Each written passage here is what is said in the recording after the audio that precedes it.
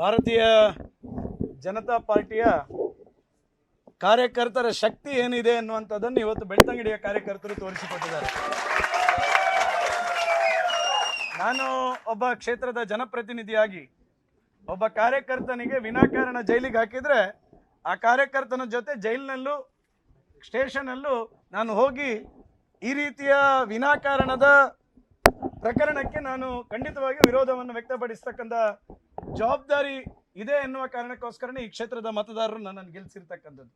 ಆ ಕರ್ತವ್ಯವನ್ನು ನಾನು ಮೊನ್ನೆ ಮಾಡಿರ್ತಕ್ಕಂಥದ್ದು. ಒಬ್ಬ ಅಮಾಯಕ ಯಾವುದೇ ಆ ಪ್ರಕರಣದಲ್ಲಿ ಇಲ್ಲದಂಥ ಒಬ್ಬ ಭಾರತೀಯ ಜನತಾ ಪಾರ್ಟಿಯ ಯುವ ಮೋರ್ಚಾದ ಅಧ್ಯಕ್ಷನನ್ನು ಬಂಧನ ಮಾಡಿರ್ತಕ್ಕಂಥ ಇದನ್ನೆಲ್ಲವನ್ನು ಸ್ಪಷ್ಟವಾಗಿ ಮಾಧ್ಯಮದ ಮಿತ್ರರು ಜನರಿಗೆ ತಿಳಿಸಬೇಕು. ಆ ಪ್ರಕರಣಕ್ಕೂ ಶಶಿರಾಜ್ ಶೆಟ್ಟಿಗೂ ಯಾವುದೇ ರೀತಿಯಾಗಿರ್ತಕ್ಕಂಥ ಸಂಬಂಧ ಇಲ್ಲದೆ ಭಾರತೀಯ ಜನತಾ ಪಾರ್ಟಿಯಲ್ಲಿ ಮತ್ತು ಬೇರೆ ಬೇರೆ ಚಟುವಟಿಕೆಯಲ್ಲಿ ಮುಂಚೂಣಿಯಲ್ಲಿ ಕೆಲಸ ಮಾಡ್ತಾನೆ ಎನ್ನುವ ಕಾರಣಕ್ಕೋಸ್ಕರನೇ ಅವನನ್ನು ಅರೆಸ್ಟ್ ಮಾಡಿರೋದು, ಆ ಕೇಸಲ್ಲಿ ಫಿಕ್ಸ್ ಮಾಡಿರ್ತಕ್ಕಂಥದ್ದು. ಅದನ್ನು ಒಬ್ಬ ಈ ಕ್ಷೇತ್ರದ ಜನಪ್ರತಿನಿಧಿಯಾಗಿ ನಾನು ಖಂಡಿಸಿರ್ತಕ್ಕಂಥದ್ದು, ಸ್ಟೇಷನ್ಗೆ ಹೋಗಿರ್ತಕ್ಕಂಥದ್ದು.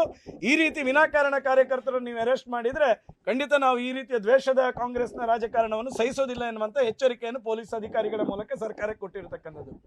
ಅದನ್ನೇ ನೆಪವಾಗಿಟ್ಟುಕೊಂಡು ಇವತ್ತು 2-3 ಕೇಸ್ಗಳನ್ನು ನಮ್ಮ ಮೇಲೆ ಹಾಕಿದ್ದಾರೆ. ಒಂದು, ಅವತ್ತು ನಾನು ಮಾತಾಡಿರ್ತಕ್ಕಂಥ ಮಾತುಗಳಿಗೆ ನನ್ನ ಮೇಲೆ ಕೇಸ್ ಹಾಕಿದ್ದಾರೆ.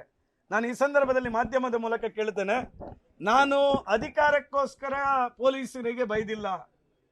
ಸಿದ್ದರಾಮಯ್ಯ ಅವರು ಅಧಿಕಾರಕ್ಕೋಸ್ಕರ ಅವತ್ತಿನ ಪೊಲೀಸ್ ಕಮಿಷನರ್ ಬಿದ್ರಿ ಅವರ ಕಾಲರ್ ಪಟ್ಟಿ ಹಿಡಿದ್ರಲ್ಲ, ನಾನು ಕಾರ್ಯಕರ್ತರ ಶಕ್ತಿಗೋಸ್ಕರ ನಾನು ಪೊಲೀಸರಿಗೆ ಬೈದಿರತಕ್ಕಂಥ, ನಾನು ಅಧಿಕಾರಕ್ಕೋಸ್ಕರ ಹಿಡಿದಿಲ್ಲ. ನಾನು ಇವತ್ತು ಹೇಳ್ತೇನೆ, ಕಾಂಗ್ರೆಸ್ ಸರ್ಕಾರಕ್ಕೆ ನೈತಿಕತೆ ಇಲ್ಲ. ಯಾಕಂತ ಹೇಳಿದ್ರೆ ಪೊಲೀಸರ ಮೇಲೆ ಅತ್ಯಂತ ಹೆಚ್ಚು ದೌರ್ಜನ್ಯ ಮಾಡ್ತಕ್ಕಂಥ ನಾಯಕರು ಯಾರು ಕೇಳಿದ್ರೆ ಅದು ಕಾಂಗ್ರೆಸ್ ಪಾರ್ಟಿಯ ನಾಯಕರು.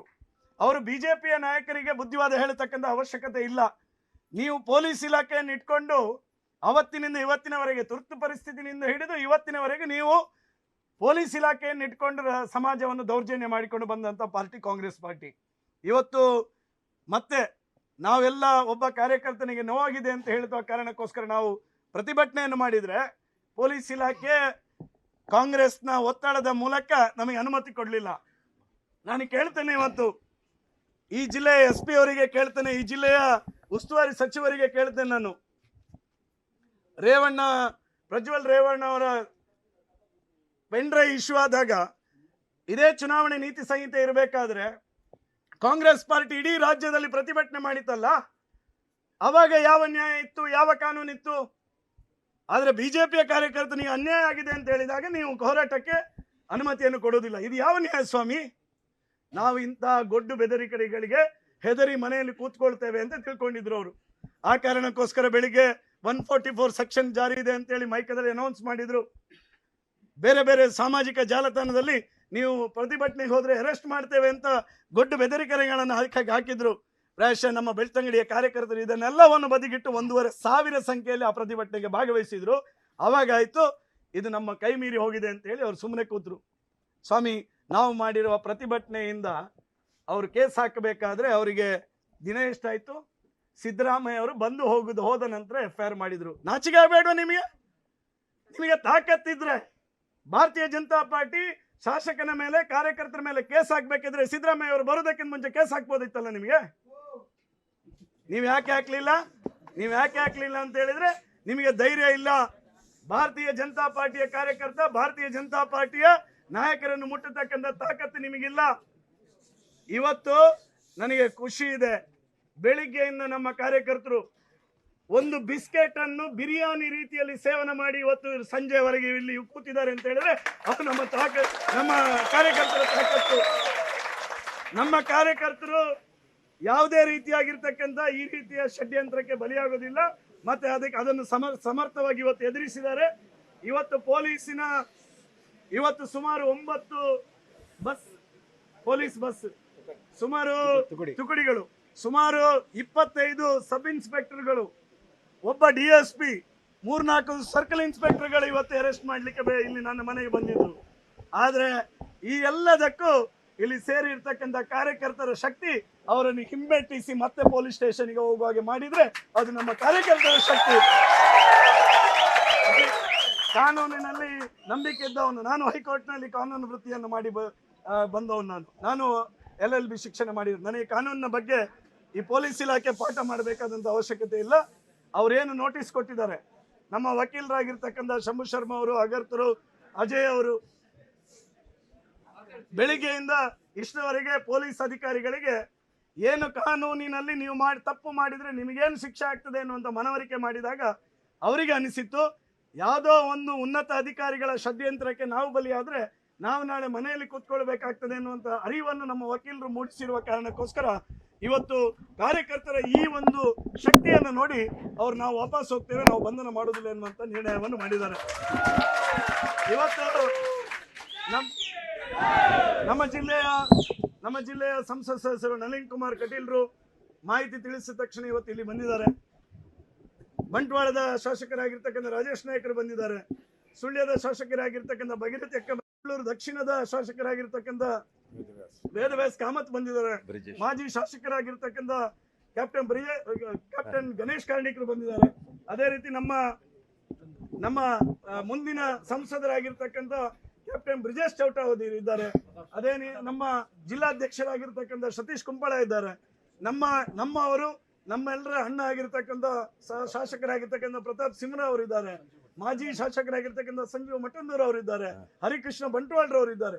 ಈ ರೀತಿಯ ಎಲ್ಲ ತಂಡ ಇವತ್ತು ಹರೀಶ್ ಪೂಂಜರ ಮನೆಗೆ ಬಂದಿದೆ ಅಂತ ಹೇಳಿದ್ರೆ ನನ್ನ ಮನೆಗೆ ಬಂದದ್ದಲ್ಲ. ಅವರು ಬೆಳ್ತಂಗಡಿಯ ಕಾರ್ಯಕರ್ತರ ರಕ್ಷಣೆಗೋಸ್ಕರ ಇವತ್ತು ಕಾರ್ಯಕರ್ತರ ರಕ್ಷಣೆಗೋಸ್ಕರ ಇಲ್ಲಿ ಬಂದಿರತಕ್ಕಂಥದ್ದು. ನಾನು ಅವರಿಗೆ ಹೃತ್ಪೂರ್ವಕವಾಗಿರ್ತಕ್ಕಂಥ ಬೆಳ್ತಂಗಡಿ ಕಾರ್ಯಕರ್ತರ ಪರವಾಗಿ ಧನ್ಯವಾದವನ್ನು ಈ ಸಂದರ್ಭದಲ್ಲಿ ಹೇಳಲಿಕ್ಕೆ ನಾನು ಇಷ್ಟಪಡ್ತೇನೆ. ಅವರ ಜೊತೆಗೆ ನಮ್ಮ ರಾಜ್ಯಾಧ್ಯಕ್ಷರಾಗಿರ್ತಕ್ಕಂಥ BY ವಿಜೇಂದ್ರ ಅವರು ಇವತ್ತು ಬೆಂಗಳೂರಿನಲ್ಲಿ ಪತ್ರಿಕಾಗೋಷ್ಠಿ ಮಾಡಿ ಇವತ್ತು ನಮ್ಮ ಈ ರೀತಿಯ ಕಾಂಗ್ರೆಸ್ ಸರ್ಕಾರದ ಧೋರಣೆಯನ್ನು ಖಂಡನೆ ಮಾಡಿದ್ದಾರೆ.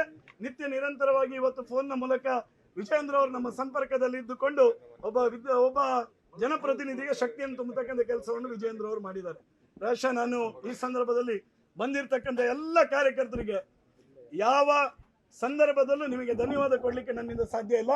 ಆದರೆ ಈ ಜೀವ ಇರುವವರೆಗೂ ನಿಮ್ಮ ಸೇವೆಯನ್ನು ಮಾಡತಕ್ಕಂಥ ಕೆಲಸವನ್ನು ನಾನು ಮಾಡ್ತೇನೆ. ಇಡೀ ಜಿಲ್ಲೆಯ ಅನೇಕ ಕಾರ್ಯಕರ್ತರು, ವಿಶ್ವ ಹಿಂದೂ ಪರಿಷತ್ನ ಮುರಳಿ ಹಸಂತಡ್ಕ ಇರ್ಬೋದು, ಭಾಸ್ಕರ್ ಧರ್ಮಸ್ಥಳ ಇರ್ಬೋದು, ನವೀನ್ ನೆರಿಯಾ ಇರ್ಬೋದು, ಉಡುಪಿಯಿಂದ ಶ್ರೀಕಾಂತ್ ಶೆಟ್ಟಿ ಇರ್ಬೋದು, ಈ ರೀತಿಯ ಪರಿವಾರ ಸಂಘಟನೆಯ ನಮ್ಮ ಸಂತೋಷಣ್ಣ ಇರ್ಬೋದು, ಈಗ ಎಲ್ಲ ನಮ್ಮ ಜಾಗರಣ ವೇದಿಕೆ ಅಜಿತ್ ಇರ್ಬೋದು, ಈ ರೀತಿ ಎಲ್ಲ ಪ್ರಮುಖರು ಸುಳ್ಯ, ಪುತ್ತೂರು, ಬಂಟ್ವಾಳ, ಮುಲ್ಕಿ ಮೂಡಬಿದ್ರೆ, ಮಂಗಳೂರು ದಕ್ಷಿಣ, ಮಂಗಳೂರು ಉತ್ತರ, ಉಡುಪಿಯಿಂದಲೂ ಇವತ್ತು ಈ ಹೋರಾಟದ ಜೊತೆ ಸೇರಬೇಕೆನ್ನುವಂತಹ ದೃಷ್ಟಿಯಲ್ಲಿ ಪ್ರಮುಖರು ಬಂದಿದ್ದಾರೆ. ಬೆಳ್ತಂಗಡಿ ತಾಲೂಕಿನ ಕಾರ್ಯಕರ್ತರ ಪರವಾಗಿ ನಾನು ಅಭಿನಂದನೆಯನ್ನು ಸಲ್ಲಿಸ್ತೇನೆ. ಇವತ್ತು ನಾನು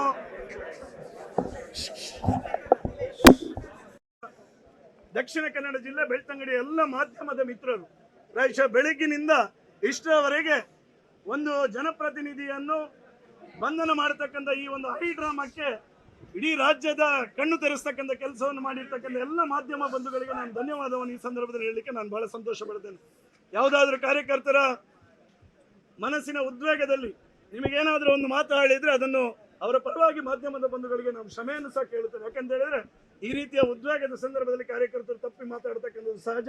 ಅದಕ್ಕೆ ನಾನು ಕ್ಷಮೆಯನ್ನು ಸಹ ಕೇಳ್ತಾ ನಿಮಗೆ ಮತ್ತೊಮ್ಮೆ ಧನ್ಯವಾದವನ್ನು ಸಮರ್ಪಿಸ್ತಾ, ಏನು ಈ ಹೋರಾಟಕ್ಕೆ ಸಂಬಂಧಪಟ್ಟಂತೆ, ಕೇಸಿಗೆ ಸಂಬಂಧಪಟ್ಟಂತೆ ಪೊಲೀಸ್ ಇಲಾಖೆ, ಪೊಲೀಸ್ ಠಾಣೆಯಲ್ಲಿ ಹೋಗಿ ಏನು ನಾವು ಅವರಿಗೆ ಬೇಕಾಗಿರ್ತಕ್ಕಂಥ ವಿಚಾರಣೆಗೆ ನಾವು ಸಹಕರಿಸಬೇಕು, ಅದನ್ನು ಖಂಡಿತವಾಗಿ ಕಾನೂನಿನ ದೃಷ್ಟಿಯಲ್ಲಿ ನಾವು ಸಹಕಾರವನ್ನು ಕೊಡ್ತಕ್ಕಂಥ ಕೆಲಸವನ್ನು ನಾನು ಮಾಡ್ತೇನೆ ಎನ್ನುವಂಥ ವಿಶ್ವಾಸದ ಮಾತನ್ನು ಈ ಸಂದರ್ಭದಲ್ಲಿ ಹೇಳ್ತಾ ಎಲ್ರಿಗೂ ಮತ್ತೊಮ್ಮೆ ಧನ್ಯವಾದವನ್ನು ಹೇಳ್ತಾ ನನ್ನ ಮಾತು ಮುಗಿಸ್ತೇನೆ. ನೋಟಿಸ್ಗೆ ಈಗಾಗಲೇ ನನಗೆ ಎರಡು ನೋಟಿಸ್ ಕೊಟ್ಟಿದ್ದಾರೆ. ಇವತ್ತು ಕಾಲಾವಕಾಶ ಇದ್ರೆ ಇವತ್ತು ಹೋಗ್ತೇನೆ, ನಾಳೆ ಕಾಲಾವಕಾಶ ಇಲ್ಲ ಅಂದ್ರೆ ನಾಳೆ ಹೋಗ್ತೇನೆ. ನಾನು ಅವರು ಕೊಟ್ಟಿರ್ತಕ್ಕಂಥ ಕಾಲಾವಕಾಶ ಇದೆ. ನಾವು 5 ದಿನ ಕೇಳಿದ್ದೇವೆ. ನಾವು ಯಾವುದೇ ಸಂದರ್ಭದಲ್ಲಿ ನಾವು ಹೋಗಿ ಸ್ಟೇಷನ್ಗೆ ಹೋಗಿ ಅವರಿಗೆ ವಿಚಾರಣೆಗೆ ನಾನು ಬದ್ಧ ಆಗಿ ಇರ್ತೇನೆ.